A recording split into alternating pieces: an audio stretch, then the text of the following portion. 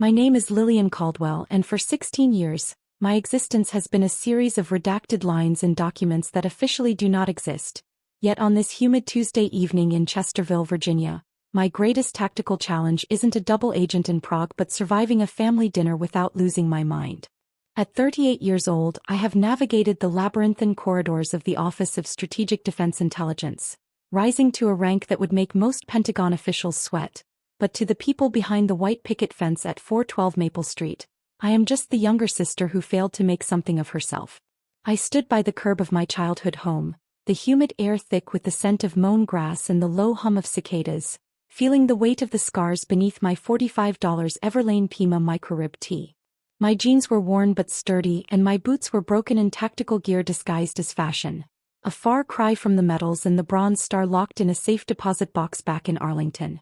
The sun was beginning to dip below the horizon, casting long orange shadows over the suburban monotony that I had spent half my life trying to outrun.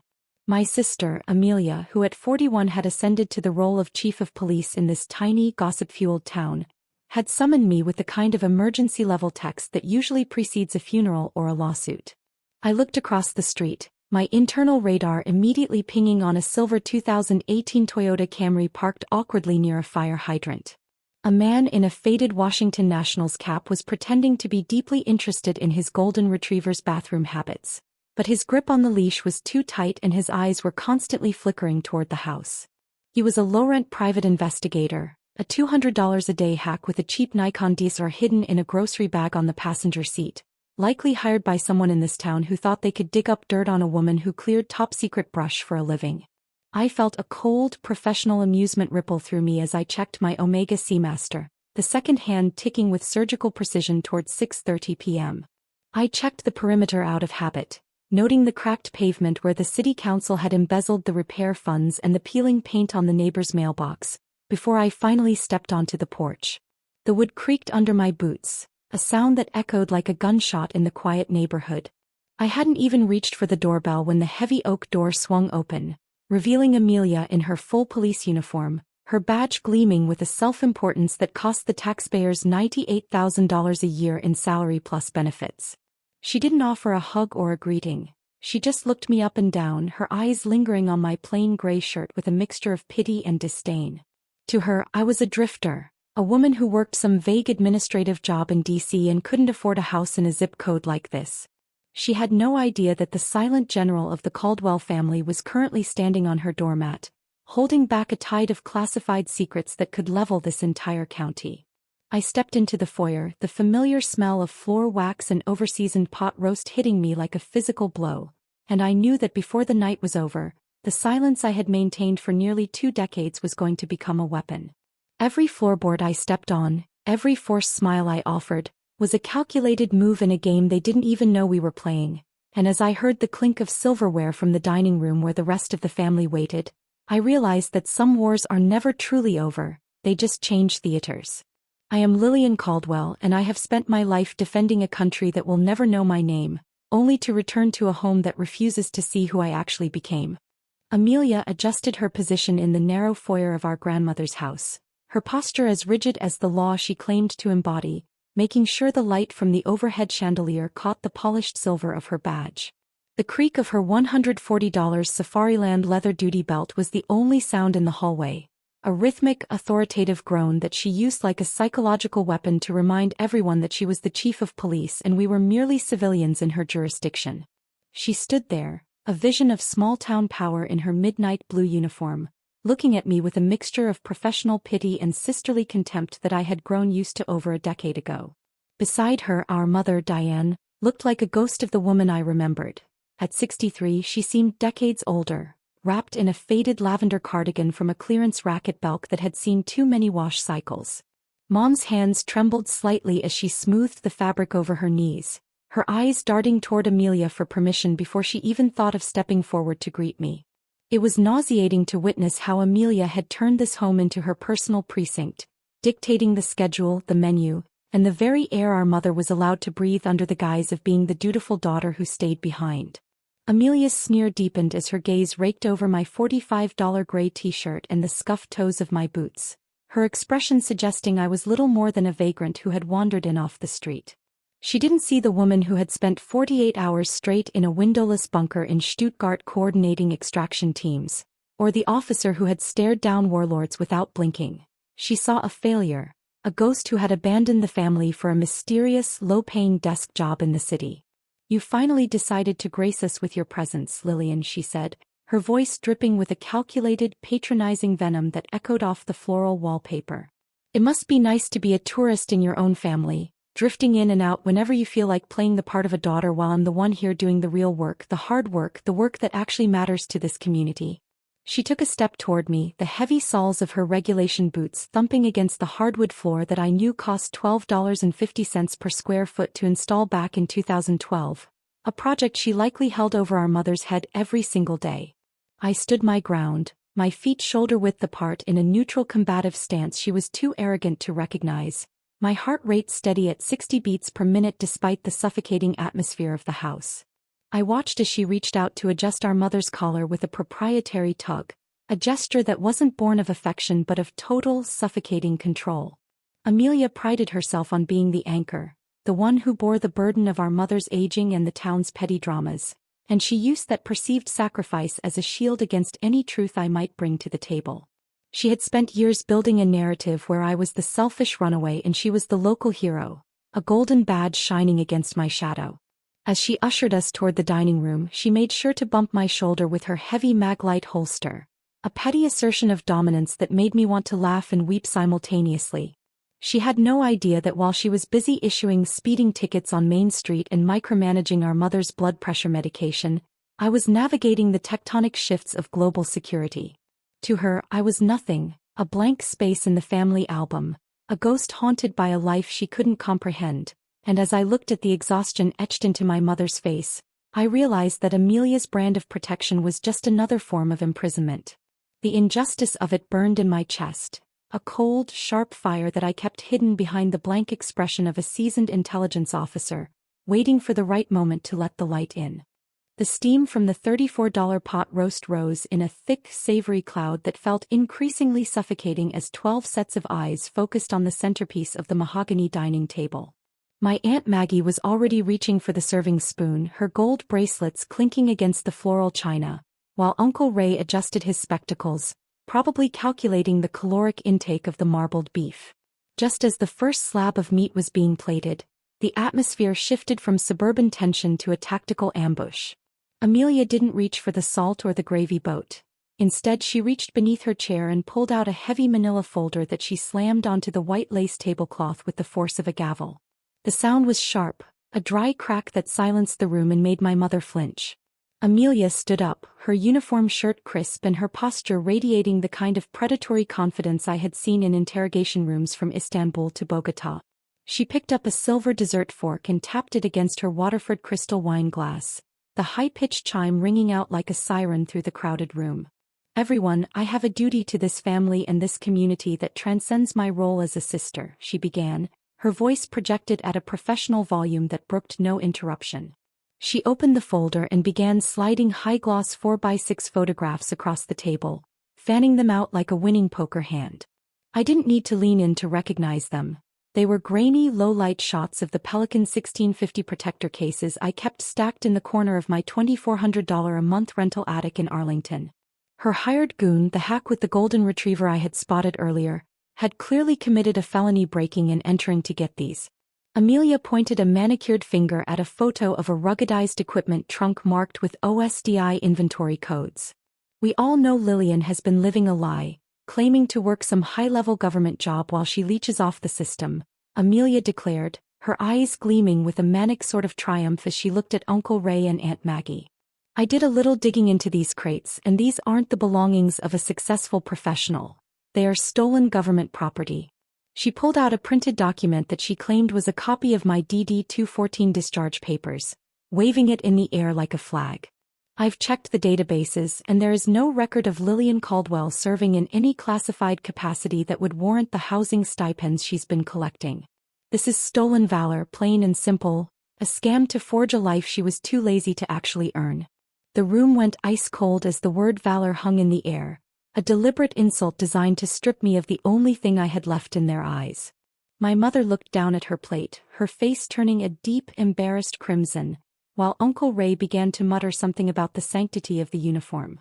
Amelia leaned over the table, her hands planted firmly on the wood, her badge inches from my face as she waited for me to crumble or cry. She had no idea that the document she was holding was a Tier 3 sanitized version created specifically for public records, a decoy designed to protect the very operations that kept her safe in her little town. She was accusing me of being a fraud while standing in a house paid for by the silence she was currently trying to shatter. I felt the familiar cool detachment of a field officer take over, my pulse remaining a steady rhythmic thrum against my ribs as I watched her preen in her perceived victory. She thought she had cornered a stray dog, unaware that she had actually cornered a wolf that had spent 16 years hunting far more dangerous prey than a small-town police chief with a god complex. The injustice of her public execution of my character was a calculated move to ensure she remained the only hero in the Caldwell bloodline.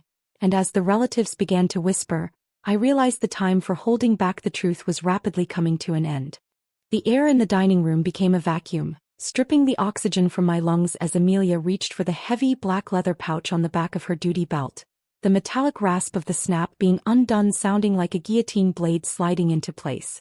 She didn't hesitate, her eyes burning with a righteous, localized fever that blinded her to the catastrophic legal boundary she was about to cross, as she pulled out a pair of silver Smith & Wesson Model 100 handcuffs that caught the flickering light of the scented candles. "Stand up and turn around, Lillian," she commanded, her voice vibrating with a terrifying level of satisfaction that made my skin crawl with the realization that she had been rehearsing this moment for years.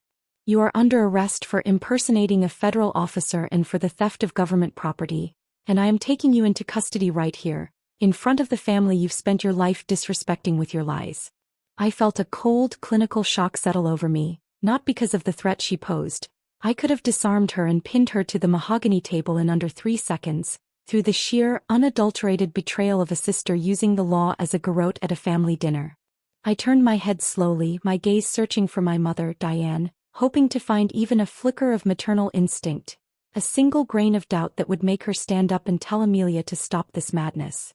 But my mother remained frozen, her eyes fixed intently on a mound of buttery mashed potatoes on her fine heirloom china plate, her shoulders hunched as if she were trying to disappear into the upholstery of her chair.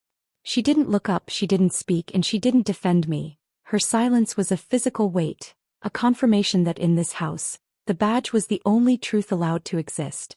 Uncle Ray and Aunt Maggie sat like statues, their faces pale reflections of suburban horror, yet not one of them moved to intervene as Amelia stepped behind me, the scent of her cheap industrial hairspray and the metallic tang of her equipment filling my senses.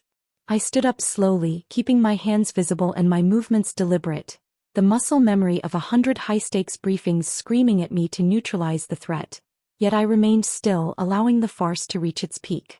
The first cuff snapped around my left wrist with a chilling, ratcheting sound, the cold steel biting into my skin, followed immediately by the right as Amelia shoved my arms upward with a grunt of unnecessary force.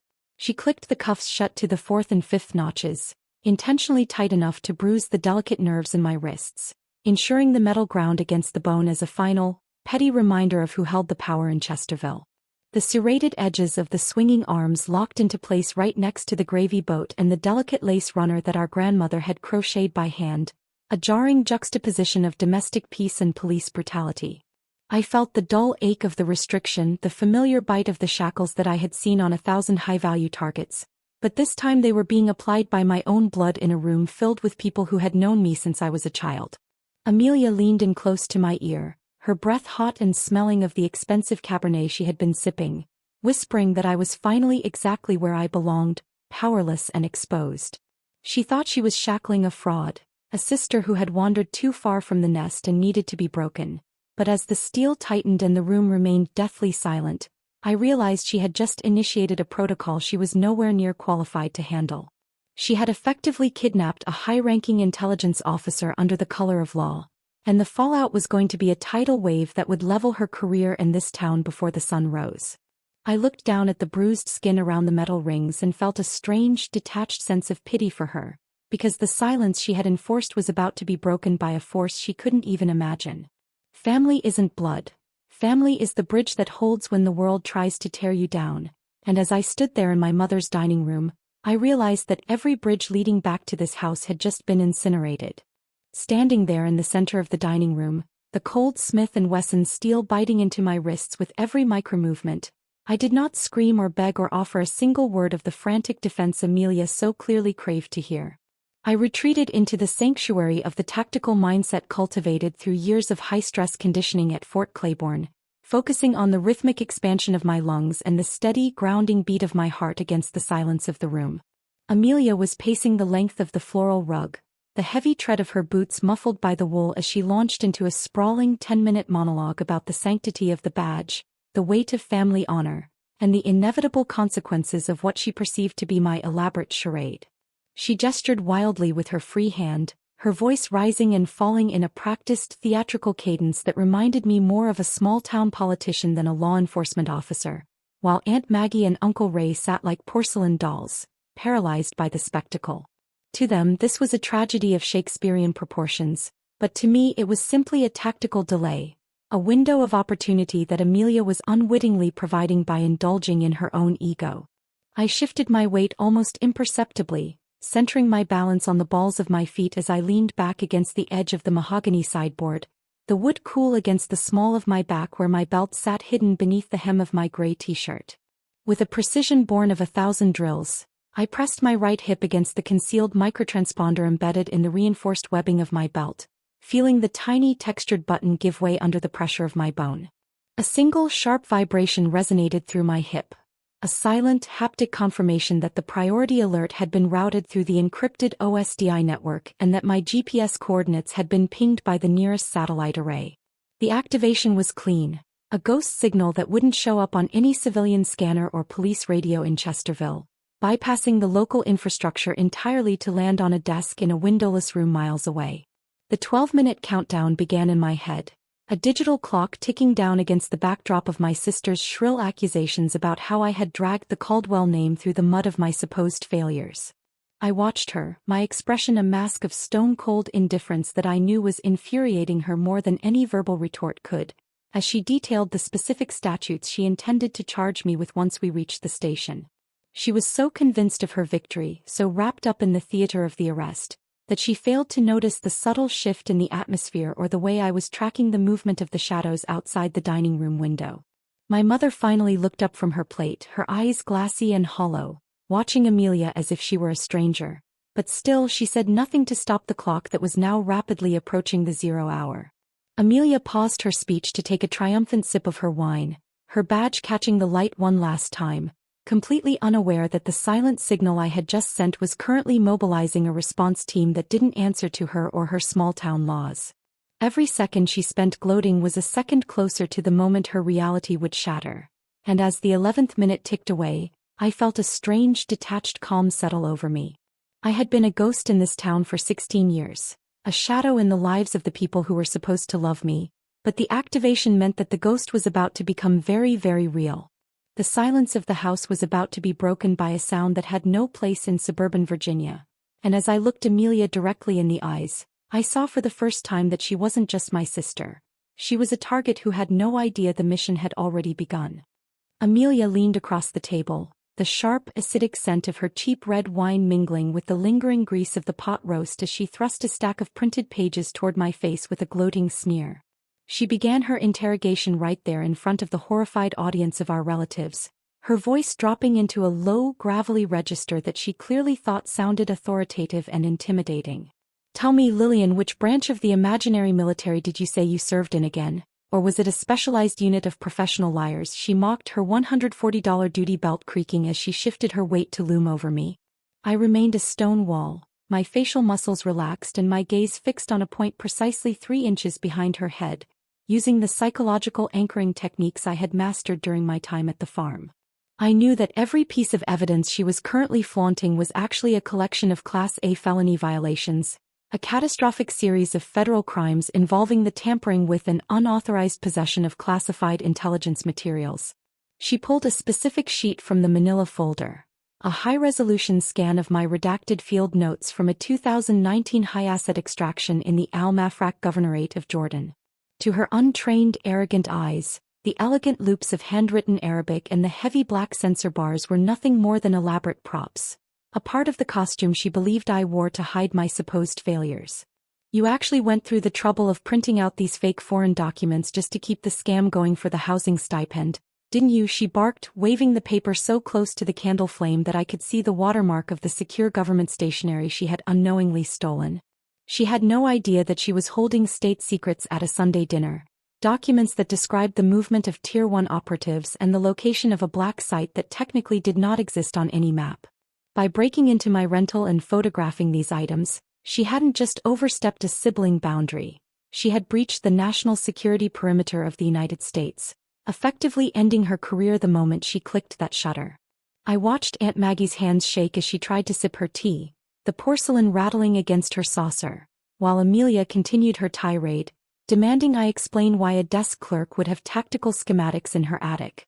The irony was a cold, sharp blade in my chest because the very woman who prided herself on being the ultimate guardian of the law in Chesterville was currently committing more federal crimes in 10 minutes than most of the criminals she had locked up in her entire life. She was so blinded by her need to humiliate me, to prove once and for all that she was the golden child and I was the fraud, that she couldn't see the literal danger she was holding in her hands.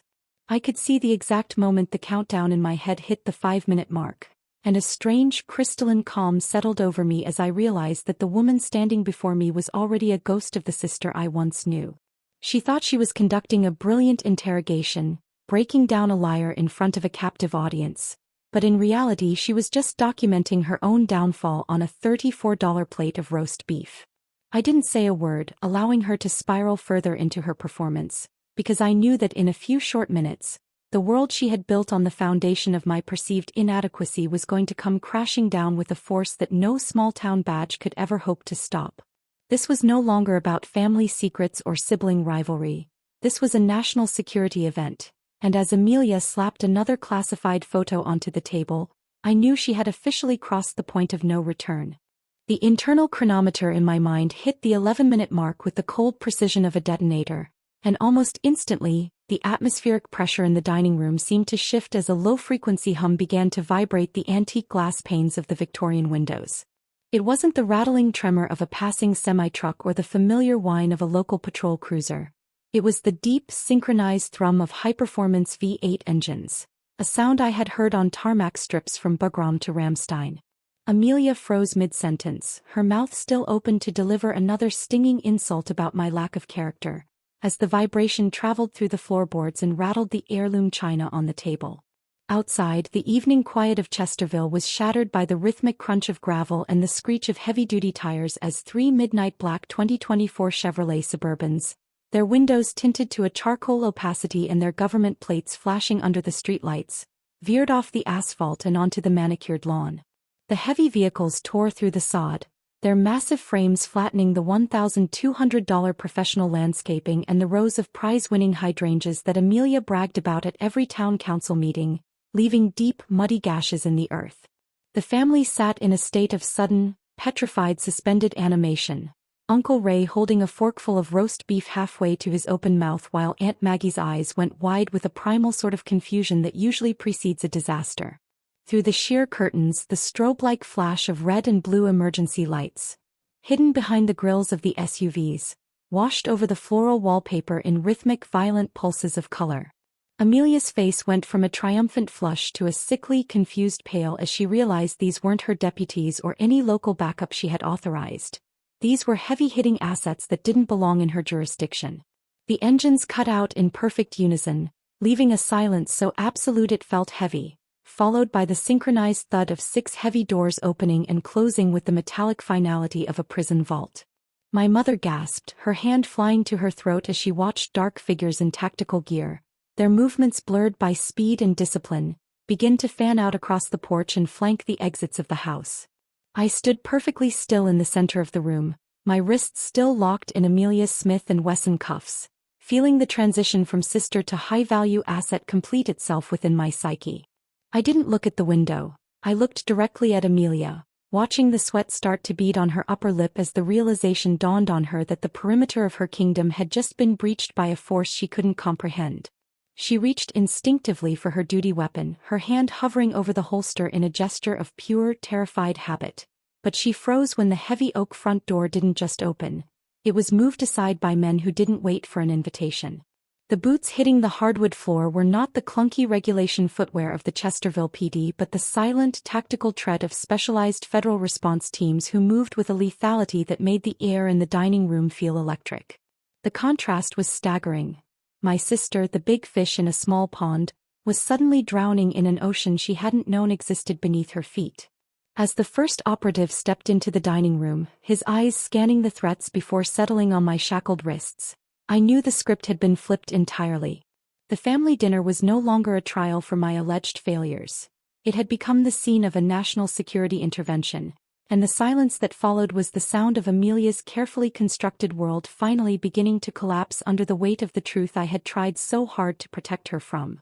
The heavy oak front door didn't splinter or fly off its hinges, which would have been too crude for a team of this caliber, but instead it was opened with such absolute, unwavering authority that it felt as though the very air pressure in the Victorian hallway had bowed to their presence. Captain Teresa Langford, a 34-year-old operative with a cold efficiency that I had personally helped forge during her time in the Levant, strode into the dining room followed by 4 tactical agents whose OSDI gear was a matte black symphony of high-threat protection and advanced communication arrays. Their presence immediately rendered the quaint floral wallpaper and the scent of overcooked beef absurd, turning my grandmother's dining room into a high-stakes extraction zone within a matter of seconds. They ignored Amelia entirely, passing her by as if she were a piece of insignificant furniture despite her hand still hovering over her holstered sidearm and her badge gleaming fruitlessly in the dim light. Langford's eyes, as sharp and gray as flint, swept the room with a predatory speed that catalogued every exit, every family member, and the exact position of the manila folder before they locked onto me with a depth of respect that silenced the entire house. She walked straight to where I stood shackled, her polished tactical boots clicking once against the hardwood with a sound of finality that seemed to echo through the silence of my family's stunned disbelief.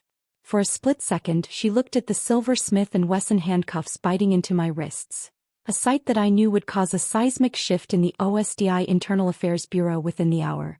But she didn't flinch or show a hint of the fury I knew she felt at seeing a superior officer treated like a common thief. Instead she snapped a crisp, terrifyingly sharp salute, her hand coming to her brow with a precision that was as much a weapon as it was a gesture of rank. "General Caldwell," she announced, her voice a calm but lethal vibration that carried the full weight of the federal government, "we have tracked the compromise of the Al-Mafraq intelligence cache to this specific coordinate, and we are here for the immediate recovery and securement of all classified materials." The title general hung in the air like a physical blow, a word so heavy and unexpected that I saw Uncle Ray's fork finally clatter onto his plate, the sound sharp as a gunshot against the silence.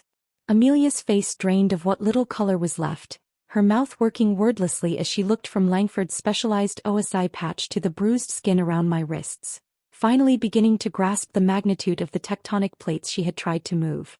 The 4 tactical agents moved with the grace of shadows, 2 of them flanking the table to secure the manila folder and the high-gloss photographs Amelia had so proudly displayed, while the others took positions at the doors, their expressions unreadable behind their ballistic visors.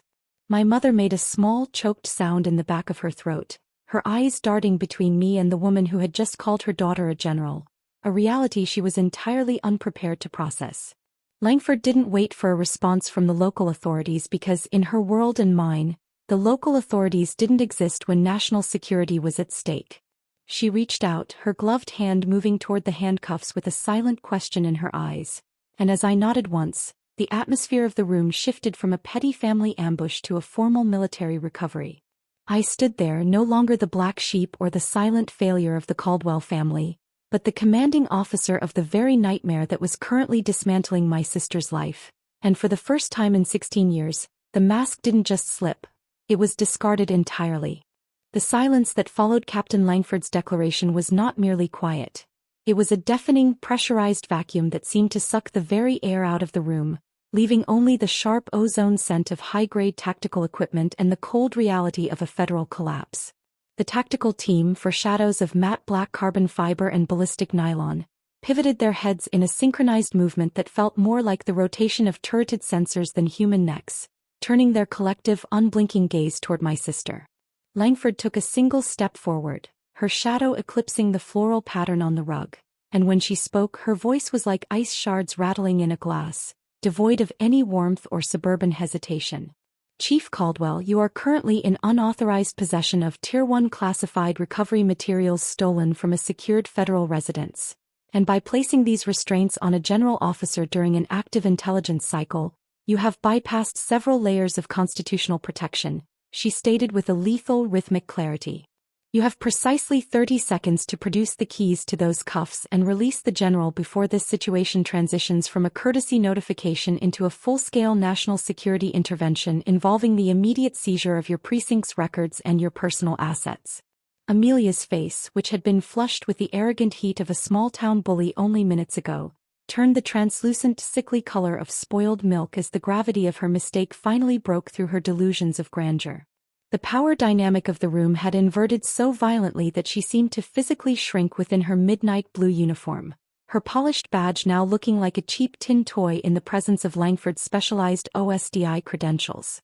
Her hands began to shake with a violent, uncontrollable tremor that made the silver rings on her fingers clatter against the stem of her $15 glass of Sonoma-Cutrer Chardonnay. The glass slipped from her numb fingers, shattering against the hardwood floor in a spray of crystal shards and pale gold liquid that soaked into the hem of her regulation trousers, but she didn't even blink at the mess. She fumbled at her duty belt, her fingers scratching uselessly against the leather pouch as her breath came in shallow, ragged hitches, the image of the invincible chief of police evaporating to reveal a terrified woman who had finally poked a hornet's nest she couldn't outrun. Uncle Ray and Aunt Maggie were pressed so far back into their chairs they looked like they were trying to merge with the mahogany, their eyes wide as they watched the tactical agents begin to move toward the manila folder with the clinical precision of a bomb squad. My mother, Diane, finally looked up, her face a mask of pure, unadulterated shock, her gaze moving from the shattered wine glass to my shackled wrists and finally to the woman who had just threatened her eldest daughter with federal ruin. The 30-second countdown was ticking in the air, palpable and heavy, and as Amelia finally managed to snag the small silver key from her belt, the metal chirped against her trembling hand. She looked at me, her eyes pleading for a sisterly mercy that she had refused to show me for 16 years, but I remained a silent, unmoving statue of salt and stone. I watched her struggle with the lock, the click of the key being the only sound in the room as the steel finally released its bite on my bruised skin. As the handcuffs fell away and clattered onto the white lace tablecloth next to the cold pot roast, the weight of the moment felt like a final sentence. The golden child had collapsed, the local hero was a felon, and the sister she had mocked as a failure was now the only thing standing between her and a federal prison cell. Family is a bond that should be unbreakable, but as I rubbed the circulation back into my wrists, I realized that some betrayals are so profound they leave nothing behind but the cold, hard machinery of the state.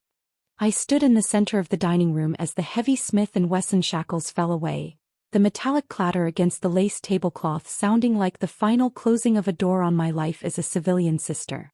I slowly rubbed my wrists where the red, angry welts had risen into thick ridges of inflamed skin, a physical manifestation of Amelia's desperate ego and the petty cruelty she had disguised as law enforcement for the last decade.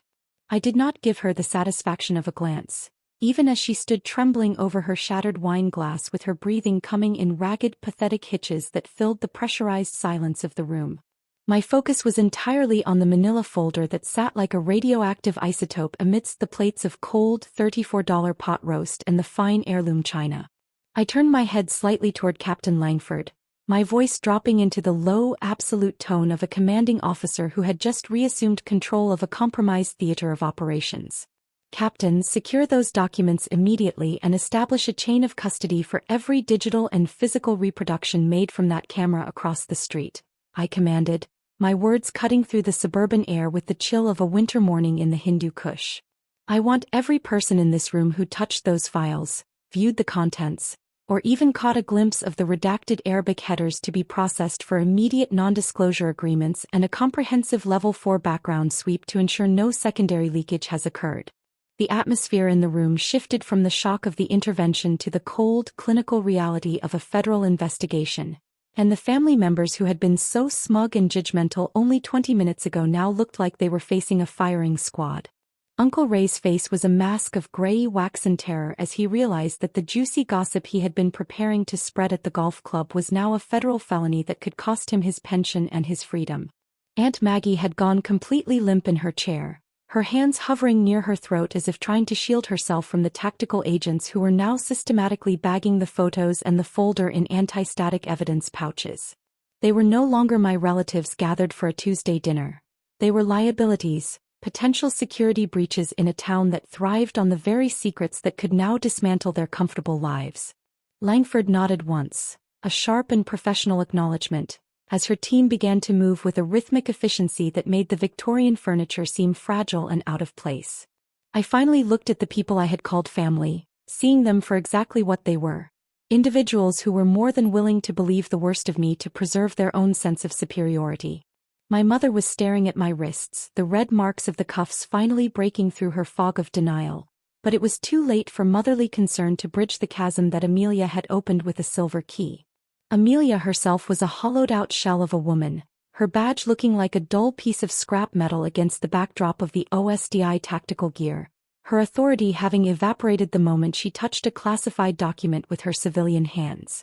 I felt no triumph in their terror, only a profound and weary clarity that the silence I had kept for 16 years was the only thing that had ever truly protected them from the harsh reality of the world I inhabited. Now that the veil was torn, there was no going back to the way things were, no returning to the facade of the failed younger sister and the heroic local chief. The protocol was in motion, the machinery of the state was grinding forward, and as I watched the tactical team prepare for transport, I realized that the house I grew up in was no longer a home, but merely a site that had been successfully cleared. I walked toward the door without a backward glance, the weight of the general's stars I didn't wear feeling heavier than the steel I had just escaped, leaving the wreckage of my family's ego to be swept up by the professionals who understood that in my world, there are no second chances. I stood by the threshold of the dining room, the cool evening breeze finally cutting through the stale, suffocating heat of the house as the tactical team finished sanitizing the area. I turned my gaze toward my mother, Diane, who sat amidst the wreckage of the dinner like a ghost haunting her own life, her hands still curled around the edge of the tablecloth. "You watched her do it, Mom," I said, my voice devoid of the anger she probably expected, replaced instead by a flat, crystalline resonance that seemed to vibrate the very air between us. "You sat there and watched your eldest daughter tighten steel around my wrists at Grandma's table, and you didn't say a word because it was easier for you to believe I was a liar than to admit you hadn't bothered to know me for nearly 20 years. I watched a single tear track through the foundation on her cheek, but I felt nothing but the vast, cold distance of the 16 years I had spent protecting people who didn't even recognize my sacrifice. I had spent my life in the shadows so they could live in the light of their petty suburban dramas, yet at the first sign of a storm, they had been the ones to push me into the dark." I turned my head toward Amelia, who was no longer the imposing chief of police but a trembling suspect being pressed against the floral wallpaper she had always loved so much. One of Langford's agents, a man whose shadow loomed twice the size of hers, was reciting the Miranda warning with a rhythmic mechanical detachment that made the words sound like a funeral dirge. "You have the right to remain silent," he intoned, and the irony was a bitter, metallic taste in my mouth, because silence was the one thing Amelia had never understood the value of. I walked toward her, my boots crunching on the shards of the $15 Chardonnay glass, and looked her directly in those eyes that were now dilated with a primal, career-ending terror. "You wanted to be the hero of Chesterville so badly, Amelia, that you fabricated a villain out of your own blood just to feel the weight of that tin badge on your chest," I told her, my voice a low whisper that only she could hear over the rustle of tactical nylon. "You thought you were uncovering a scandal, but all you did was commit a series of Class A felonies that the Department of Justice doesn't have a name for yet. Now you aren't a hero and you aren't even a sister. You are just a redacted footnote in a JAG report that will be buried so deep in the archives that no one in this town will ever hear your name again without a shudder of fear."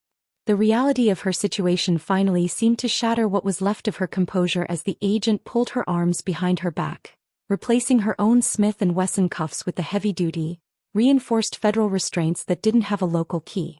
The family stood in a ragged, terrified line, watching as the golden child of Chesterville was led out of the Victorian house she had tried to rule like a fortress. I looked around the room one last time at the cold pot roast and the empty chairs, realizing that the bridge wasn't just burned, It had been vaporized by the very machinery I had dedicated my life to.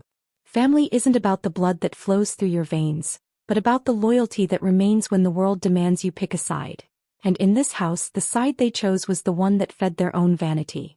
I stepped out onto the porch, watching the red and blue lights of the Suburbans paint the quiet street in colors of conflict.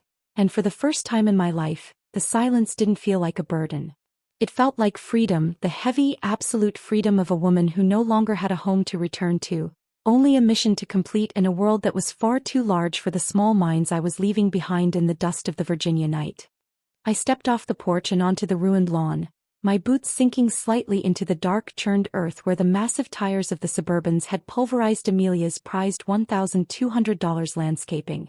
The night air was cool, but it couldn't wash away the cloying, suffocating scent of the house. The smell of stagnant pride, cold gravy, and the rot of 1,000 small-town pretenses that had finally been exposed to the light. I didn't look back at the Victorian silhouette of my childhood home, nor did I glance at the window where I knew my mother was likely standing, paralyzed by the sudden evaporation of her comfortable reality. The front door remained open, a gaping wound in the side of the building, spilling yellow light onto the driveway where the tactical agents were efficiently loading the seized evidence into the rear of the second vehicle. I walked toward the lead Suburban, the engine's low-frequency thrum vibrating in the soles of my feet like the heartbeat of a world that actually mattered, a world where loyalty was forged in blood and fire rather than social standing and Sunday dinners. An agent held the heavy, armored door open for me with a silent nod of professional deference, and as I climbed into the plush, darkened interior, the smells of high-end leather, gun oil, and encrypted electronics enveloped me like a suit of armor. I settled into the back seat, the door closing with a solid, pressurized thud that instantly muted the sounds of Chesterville, Virginia, turning the neighborhood into a silent, flickering movie playing out behind the ballistic glass.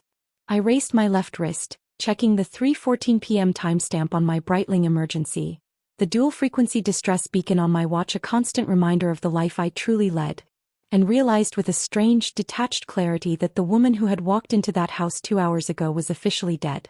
The lead vehicle began to pull away, the gravel crunching under the weight of the 3-ton machine as we navigated the narrow suburban street, leaving behind the flashing blue lights and the wreckage of my sister's career.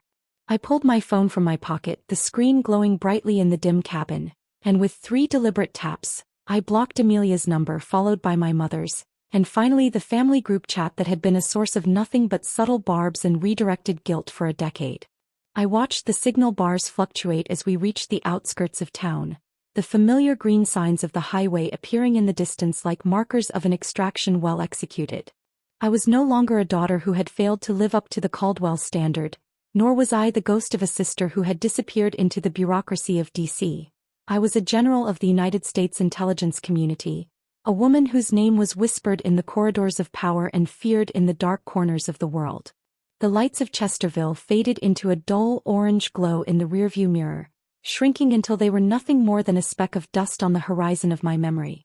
I leaned my head back against the headrest and closed my eyes, listening to the quiet murmur of the secure comms channel in Langford's earpiece as we picked up speed.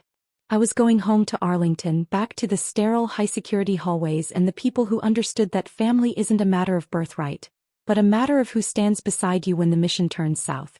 The silence in the car was absolute, a perfect crystalline peace that Amelia and my mother would never understand because in their world silence was a vacuum to be filled with noise, but in mine, it was the only thing that kept you alive. As the Suburban merged onto the interstate and the needle climbed toward 80, I felt the final tether snap, leaving me weightless and lethal in the dark. I can't provide a sequel, but if you have a new set of scenario points for a different story, feel free to send them over.